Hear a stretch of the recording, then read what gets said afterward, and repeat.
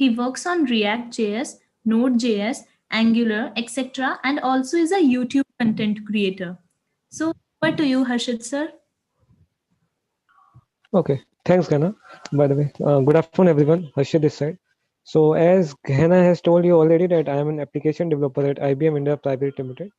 So, I am working over there since last 2 years. In September 2018, I joined IBM. So, along with technologies such as Angular, React, working on a front-end development, I also work as a back-end developer on Node and .NET. So currently, I'm preparing for my master's program for Canada. I'm targeting Canadian universities. So one of the main targeted universities is University of Waterloo and Concordia University. So I will be discussing brief about how to apply for all these Canadian university or any other MS program for US or UK or Canada, anything. So am I clearly audible to you guys?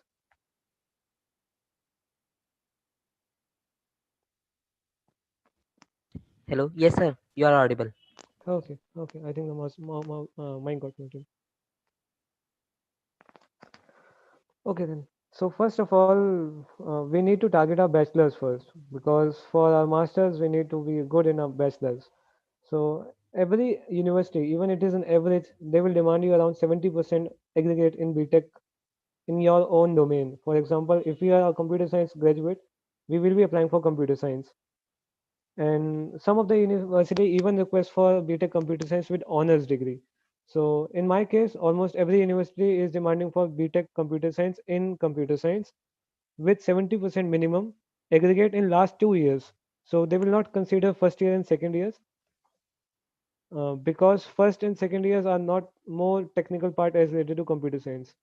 If you look out to your result, every year result, you will find that for first year we have a mix up of every subject, even from mechanical, even from EC. For second year, we have mix of computer science and mix of EC because computer science is also a part of a EC because EC was a parent of computer science, if I say. And then from third year, you will see that we have mostly subject from computer science and little bit of management related stuff to prepare us for everything related to our career in big companies like IBM, TCS, Infosys, basically for corporates. But in final year, we have all the subject related to computer science. You will see that all majors or minors all will be related to computer science. So third year and final year are the main years. Even if you are getting 60 less than 70% in first year and second year, it doesn't matter. You need to get more than 70 in third year and fourth year, but it will be good if you have overall 70%. Some universities even demand that you have 70% minimum for all 4 years and aggregate for 75%, say, for the last 2 years. So this is a basic criteria. And if you have any research paper, I came to know from Mukesh sir that you guys are also designing research papers from last year onwards. So it is a very great initiative. You need to have at least one research paper if you are applying for a research-based program. Because here in India, we have MTech as a course-based course. But if you go for abroad, you will be having two options, either as a research base or as a course base. So course base is just like our BTech. We did our final year project, so it also holds some of the marks in our final year. But in research bit, we need to design. We need to do research on something, and we need to design a research paper. And instead of our final year project, we will be having a research evaluation. So for that research evaluation, we need to contact our professor in advance before applying. We need to show them that we are working on a particular research in a graduation level, and then we need to take it further. Okay, so this was a part of a BTech, what we need to do.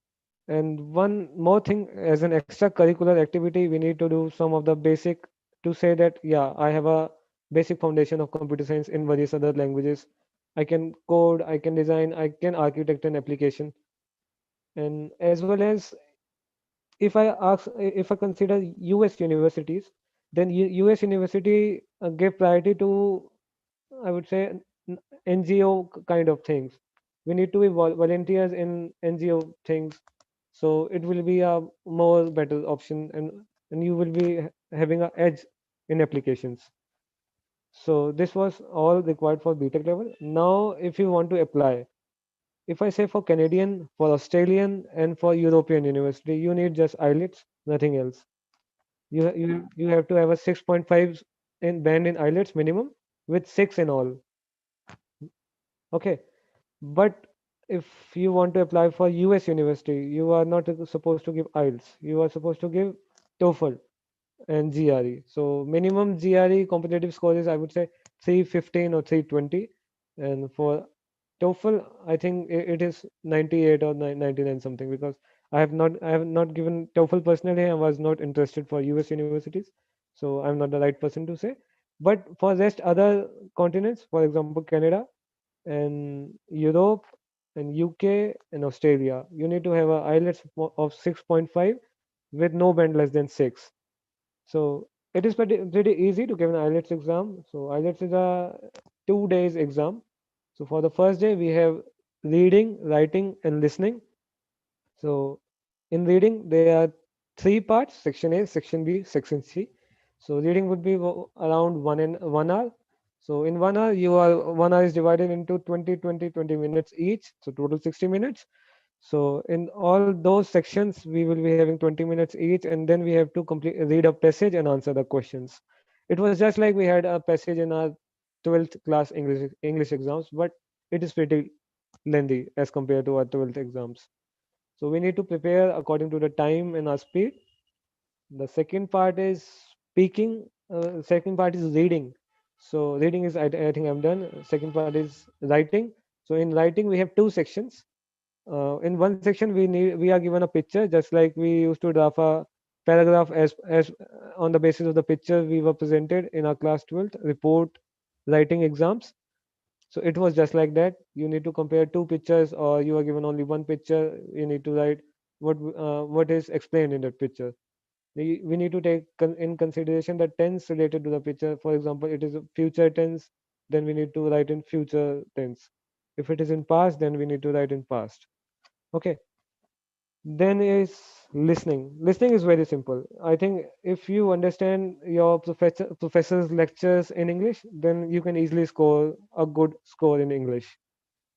And last one is speaking. Speaking is one of the toughest one, because we as a Indians, we have a native language of mostly Hindi in our case. So we are not good in spoken English. We need to be good in spoken English. We can prepare from various YouTube channels. So over there you can find the stuff related to IELTS. So there is no specific level that we need to be good in accent or something, but there's a trick that we need to have in something in consideration, that we used to have a little bit of vocabulary, little bit of paraphrasing, little bit of good synonyms, etc.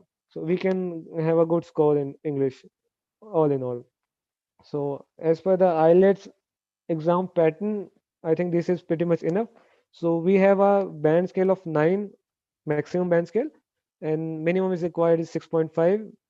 So I think this is enough for the IELTS part, and yeah, that is pretty much enough for the application process.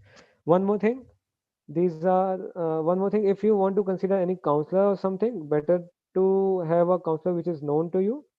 Else, do not consider counselor, because it is not a hard process to apply for any application.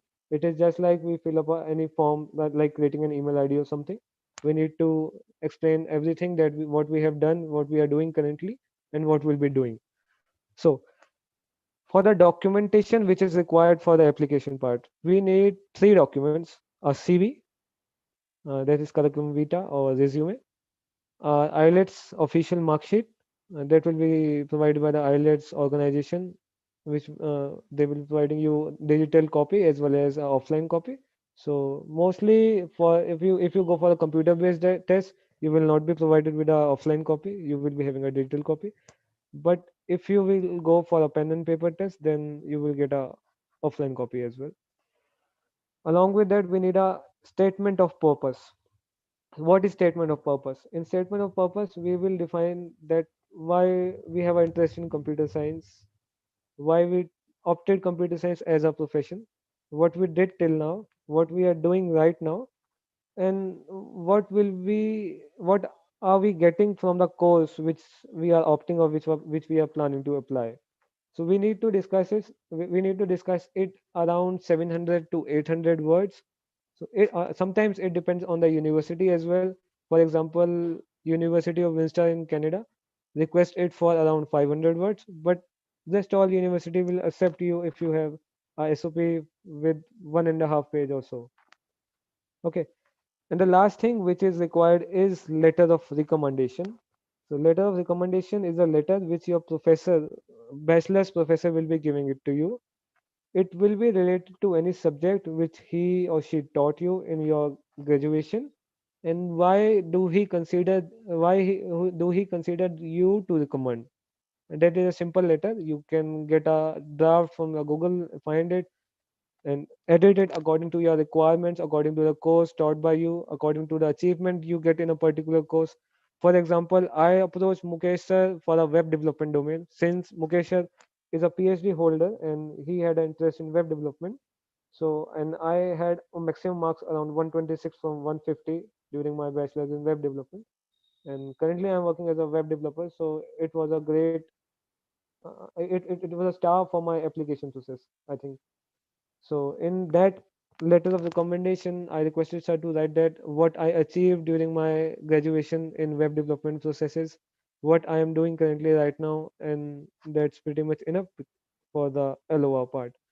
So to summarize, you need IELTS, you need CV, you need LOR, you need SOP. One more thing, if you are currently working somewhere. So I think it is good to give one of the professional letters of recommendation as well, because it will say that you had worked exceptionally well during your professional time as well. So it will be a S to your application. So that is all related to application process. And if you are planning to go for other courses, for example, some students do opt for a courses which is a combination of management, I would say a combination of MBA and computer science. That is also known as MIS, Management Information System. That is used for if you know what are the job roles for a project manager, it is similar to that. That you will be working on a technical domain as well as you will be working on a managerial part of a technical domain. So if you want to consider those, so for that you need to have some courses in your bachelor's from the management domain. So we are not required to worry about it because we already have. And we need to have some experience on management part. For example, we can volunteer somewhere or we can have a local committee in our college, just like this committee. We can be a part of it. We can lead it as a student level. Then I think it is a good option if you want to go for a MIS related or MBA related stuff from BTech to MBAs or management, I would say. But there is one more thing you need to consider, that for all those courses which are into management or which have client facing role, we need to have a good IELTS. So for those courses, we have IELTS minimum requirement 7 with no band less than 6.5. So this is enough for the application process and the part. Thank you.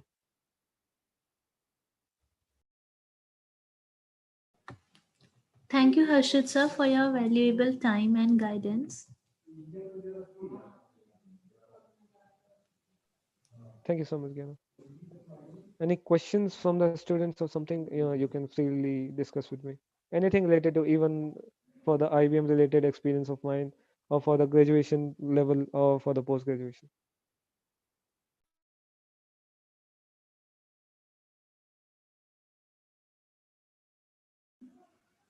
If anyone have any questions, they can raise their hand or can write in chat box.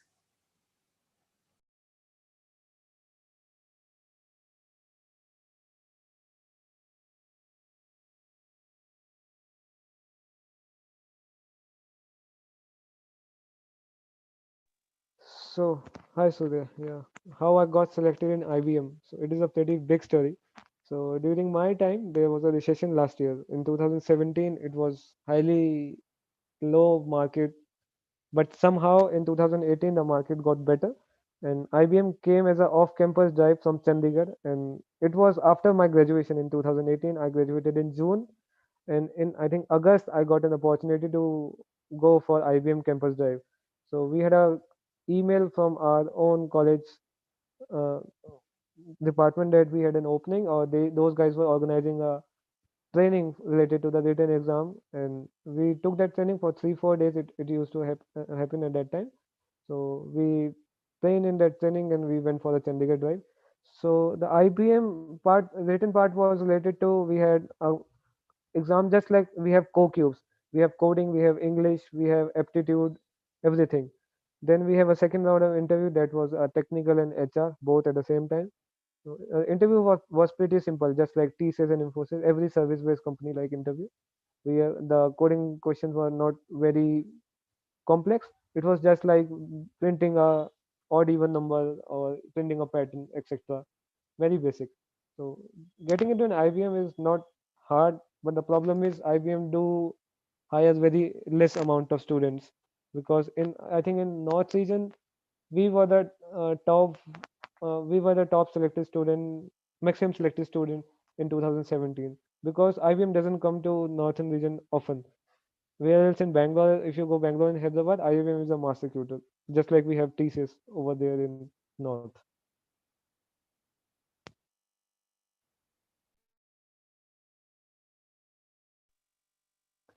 Okay.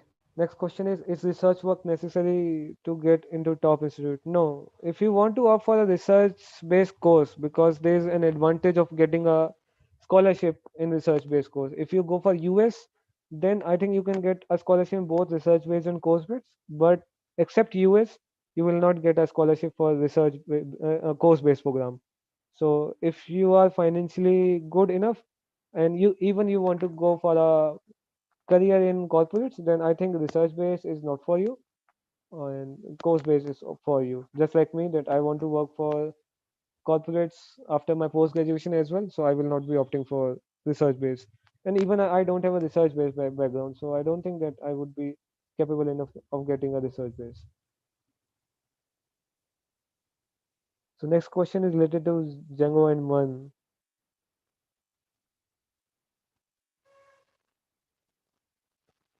Okay. So related to placement, we need to be good in data structure algorithm. Don't consider any language or any framework, because this was a mistake I did in my graduation. From second year onwards, I was into web development. From third year onwards, I started freelancing. From final year, I had a small startup with my elder brother. Right now, my elder brother is working. He's taking care of that startup, but I am not a part of it right now. But in final year, I got into IBM. But after coming into IBM, I feel that if I am good in competitive programming, I am good in logical abilities of competitive programming, then framework is not an option. Framework can be learned in 5 or 10 days, and we can proceed further. If I say my experience for first year of my professional experience was into uh, package-based tool called FlexNet. It is a .NET based tool. I got an opportunity to work on a framework. This is because I know how our web development works, how it being deployed, developed, tested. That's why switching into a different domain was not hard for me. So go for competitive programming related stuff. Try to solve geek for geeks questions and lead code questions to target a better companies more than like TCS Infosys, for example, Amazon or Microsoft. It will be initially hard to get your CV shortlisted, but LinkedIn can help you out over that. Even I got some shortlisting, but since their competitive level coding is very tough, so eventually I get out in my second round of technical round. I would say that do not consider any framework, any language right now. Concentrate on competitive programming for your final years. So, how much will be the cost to study in Canada? Canada, I would say if we are compared to US, it is not expensive. In US, your degree can cost up to 50 lakhs or something, including your accommodation and food. If I am considering MS, if you are going for any management related course, then it is way more expensive. Around 70, 80 lakhs is an average MBA course in US. But in Canada, since Canadian dollar is also cheap than as compared to US, because US is 78, Canada is 56. So Canadian university will be cost you around 20 to 25 lakhs for the tuition fees, and rest around 5 to 7 lakhs per year for accommodation and food depending on your lifestyle. So, but you will be working for 20 hours a week. I would consider around you can easily uh, get your pocket money and food and accommodation costs from that part-time job. So there is only question for the tuition fees. It can be easily recovered by working as an intern in final year or something. So you will be getting around $3,000 per month. An average computer science postgraduate student gets $3,000 per month. So if you are working for around, I would say, 8 months, so 8 is at 24,000 deducting tax for 30%, then you can easily get your final year tuition fees from that. Okay.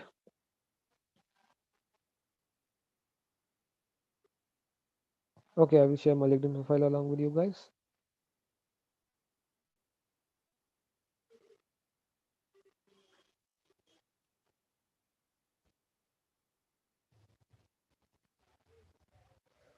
So the last question is, sir, you can get scholarship for MS in computer science and engineering for MIT.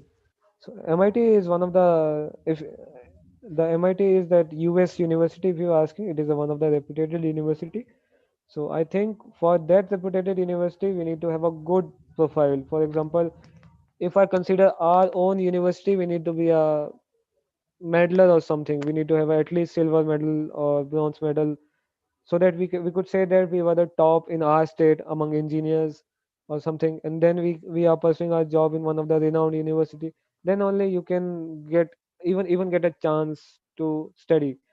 So I think most of the US university provide you about a decent scholarship, so scholarship will not be a problem. Okay, so anyone can apply. It is not a problem that you need to be a BTech undergrad of MIT. MIT, and there is no problem. You can apply.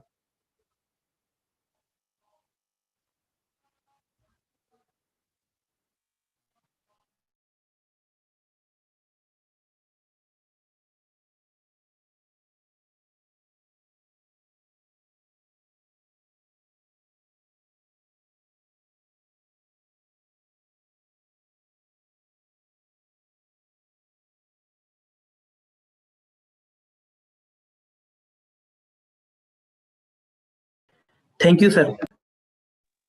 Okay, thank you. I shared my LinkedIn profile as well as my website in the chat box, so you can reach out to me anytime on my LinkedIn or anywhere, even on GitHub chat somewhere. So that will not be a problem to connect with me.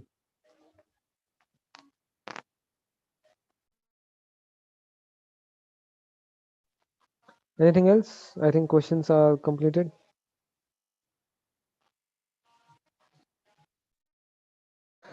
Okay, my YouTube page name. uh, I started my YouTube channel in I think January 2017. I posted 2 videos related to Android development and UX UI design using Adobe XD and how to do use that UX UI design in web and Android. But I don't do any video editing right now. But even if you want to see the videos that are pretty raw, I would say, because it was my first or second attempt. So you can go to my channel. It is by my name, Harshit Sachdeva.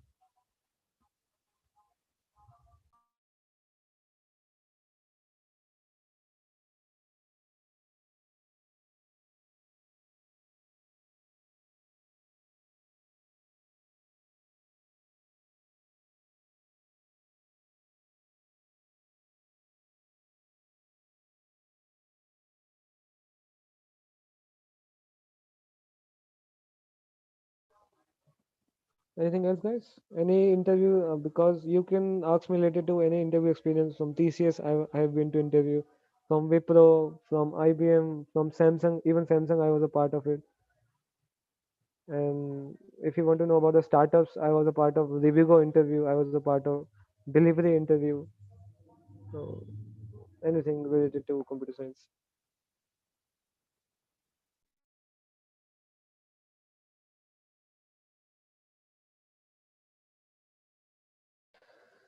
So next question is, it is good tip to trying to get in touch with the professor of applying universities. So if you are applying for the thesis based program, then I think 40% of your chances will be based on your acceptance of your professor, because we need to write our probable professor's name in the application. So do consider to reach out to your professor before applying. If he says yes, then you should apply. For example, if you applied and you did not reach out to him and he doesn't have any position for the post graduation student to work under him, then I think it is it is your money will be wasted. You will not be selected on the basis of it. So better to approach. So my TCS experience. So my TCS experience was basic. It was a technical round. It was an HR round. Technical round. You guys, I think most of our MIT students know what would the technical round of TCS. It was written with some. I think English was also there. Coding was also there, if I'm not wrong. A basic of coding, and then we have a technical round. In technical round, the question was simple, related to operating system, related to OOPS and programming fundamentals, and they will ask you the question related to SQL, how you design two tables, why we need a third table for mapping relationship, or we what are the foreign keys, primary keys, etc., etc. Basic question related to SQL. If you know how to design a basic application, you have designed few tables, you joined few tables, you made a relationship among them. For OOPS part, you know what is abstraction, why we need abstraction, what is inheritance, and all. Then you can easily crack the technical round. And for the HR round, they will basically ask for whether you are ready to relocate or not, or whether to work on different technologies. Because in companies like TCS, Infosys, Wipro, you will be deployed to project of any technology depending on the requirement. Better to have a job role as per your goal. For example, if I want to I want to become a web developer, better to have a application developer role. For if you got a chance to work on SAP and you want to switch to application developer role, then I think it will be hard enough. You can't switch easily because you are from a tool-based background and you are moving on to a code-based background. Since I was trained on .NET, so I was an application developer. So it was easier for me to switch from .NET to React and Node. So is there any job in data science in startup or other companies too? Yeah, if you are in emerging technologies such as data science in ML in AI, it will be hard enough to get a job in big companies. So better to target a better startups, or I would say a mid-sized company. For example, Naukri, the company who owns the Naukri.com has a better profile related to ML, AI, and latest technologies and data science. And you can eventually get a job related to data science if you are in big companies and working as a database developer. So data science is pretty much easy as compared to ML and AI. So if you are working in Wipro, TCS, Infosys, working on big data, working on ETL domain is SQL related stuff, SQL or Oracle databases related stuff.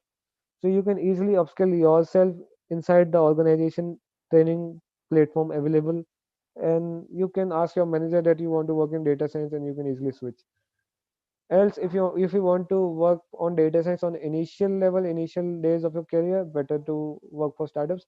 We have a good startups in Delhi NCR. You can approach those HR guys from startup. For example, Delivery is there, Rivigo is there, BlackRock, Blackbug is there, I think, and Ola, Uber are very competitive, so it is hard to get. But Hike is there. Lot of startups are there. If you consider Bangalore and Gurgaon, I would say Gurgaon is more centered towards better stable startup as compared to Bangalore.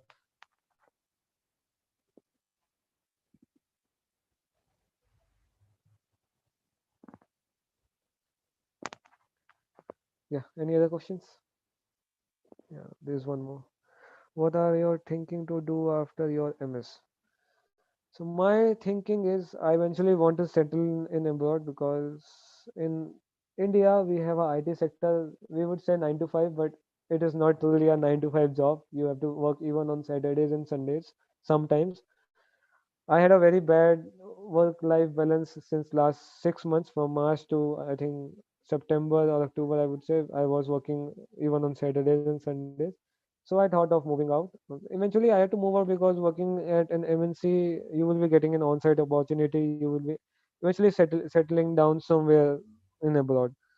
So I will be settling abroad, and I'm planning to target better companies as compared to IBM or TCS, better work as compared to these companies. So that is my target for right now.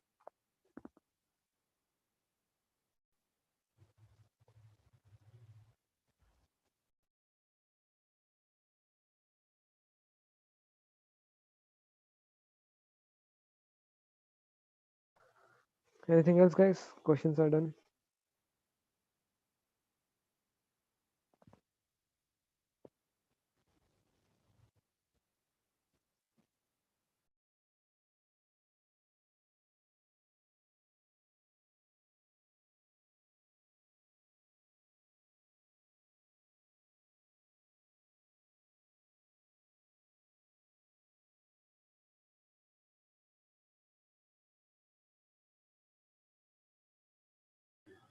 Guys, you have any other questions?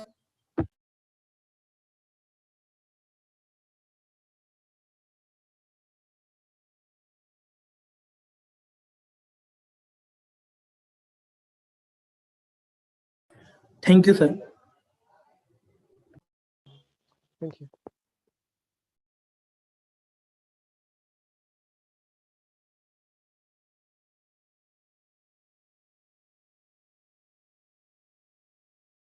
There is one more question from Sumit. What is the difference between off-campus and on-campus? So in I think you guys must have known if you are third year, fourth year, but for the first year and second year guys, on-campus jobs are those companies which come to your campus and organize a recruitment for you guys. But for the off-campus, you need to go somewhere else. For example, some other city or some other college or any job fair. You apply from there. So getting an on-campus jobs chances are very high because company is only targeting you guys from your particular college. You know your level among your peers, so it is easy enough.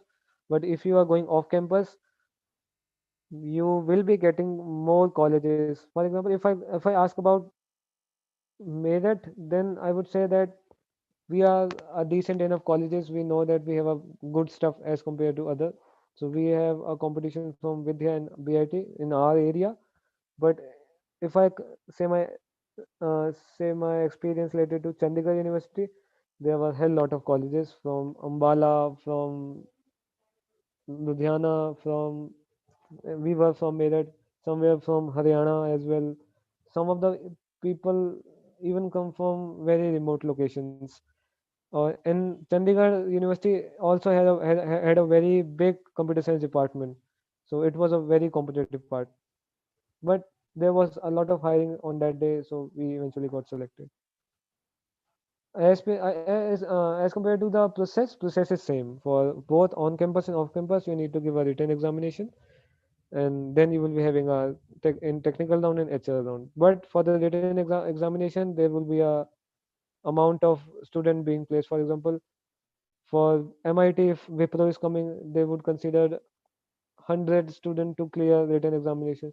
But if you go for the on camp off campus and there is a threshold for 100 200 student, for example, then there is a competition for around 8 or 9 colleges, let's say. So it is pretty tough.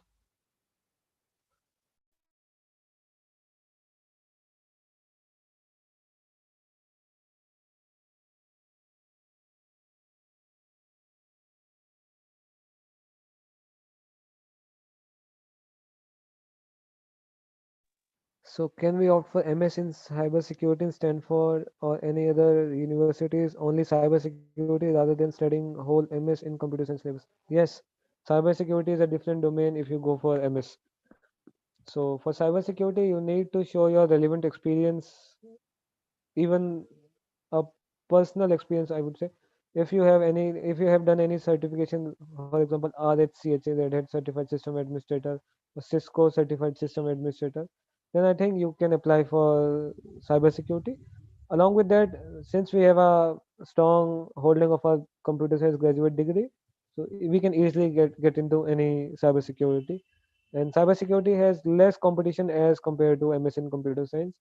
So one of the university which I am targeting, University of Concordia, have a separate cybersecurity department.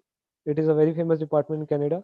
So for that, they usually prepare you guys for uh, corporate jobs rather than any research in cybersecurity. So if you are considering a job related to security purposes, then I think it is a good option after your BTech in computer science.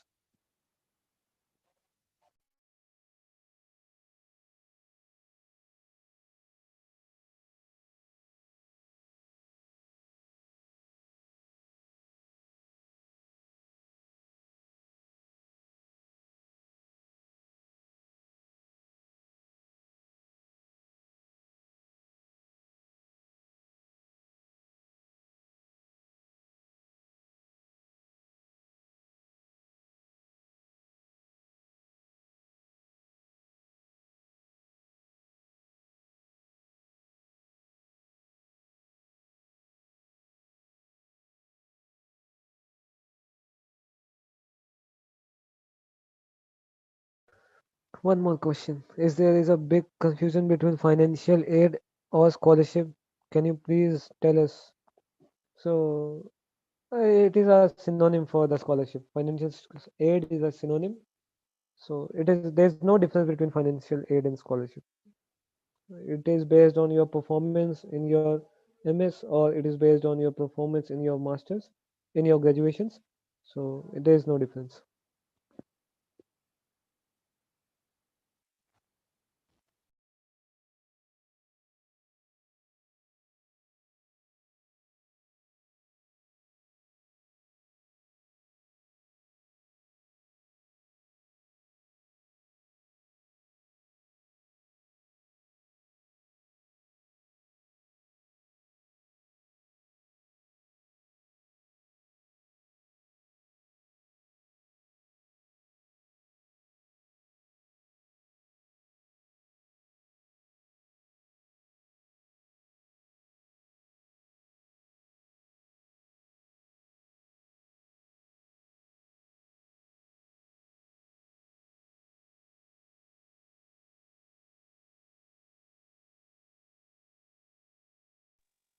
Gena, should we conclude the event?